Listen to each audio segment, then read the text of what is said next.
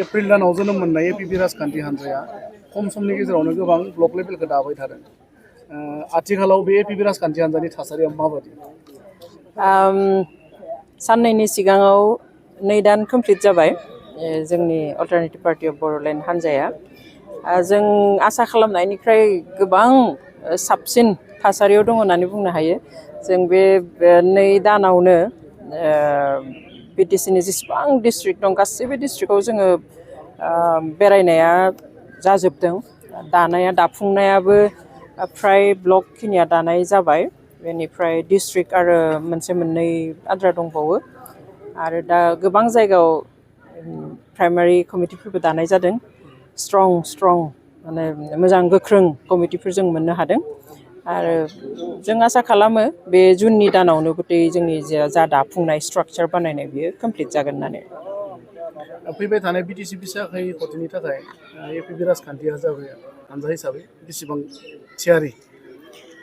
जों थियारि खालामबायसो थादों दायो बिसायख'थिनि थाखाय। खारन जोंनि जा कमिटिफोर बे कमिटिफ्रा कमप्लिट जाजोबनायनि उनावहाय डिस्ट्रिक्ट ब्लक प्राइमारि आरो बुथ लेभेलाव गथै जाजोबनायनि उनावहाय जोङो बेनिफ्राय रिपर्टफोर डेफिनेटलि जों मोनगोन। बेनि सायावनो सोनारनानै जोंनि बाखि थियारिया जागोन। समाजारि बिजोङाव नुनो मोनो एपिबि राजखान्थि हान्जाया सोरनिबा थुनज्लायनायाव जानाय होननानै सोरखौबा बेकआप खालामनो थाखायसो जोनोम जादों होनना बुङो। बे बेलायाव मा फोरमायगोन? नंथारा बेखौहाय बुंखागोन बायदिसिना बाथ्रा। जायफ्रा बुंदों बिसोरबो मिथिगौ नङा होननानै। आरो जायफ्रा सन्देह खालामनानै बुंदों सोरबाया हयथ' हिंसा बुंनो हागौ। एपिबि हान्जाया एक्स-एनडिएफबिफोरनि बिथायाव जानाय।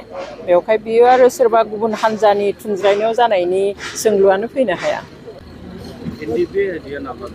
एपिबिनि नाजानायजोंसो जिहेतु राजनितिक दोलोनि नाजानायजोंसो जोबथेसालिनिफ्राय उदां जागोन सानो।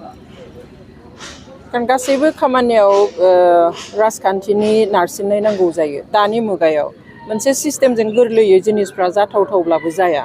कारण बयहाबो गावबा गाव सार्थनि खोथा सानो। थिग बेबादिनो दा बिथांमोना जे जेलाव दङ जों आसा खालामगोन।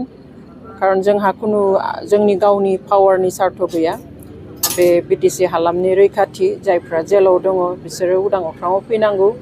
बेफोरनो जोंनि गुबै थांखिया। बेवहाय जोङो गुबुन सार्थ गैयैखाय जों जेसेबां हायो जेसेबां लेभेलहालागै थांनानै बिथांमोननि उदांथिनि थाखाय जों खामानि मावनांगौ जों मावगोन। आरो बेवहाय जों आसा खालामो। कारण जों दासिम जेसेबां मावबोदों दिल्ली सोरखारजों आरो आसाम सोरखारजों सावरायनानै जेसेबां खामानि जों मावदों बिथांमोननि हेफाजाब जों मोनदों।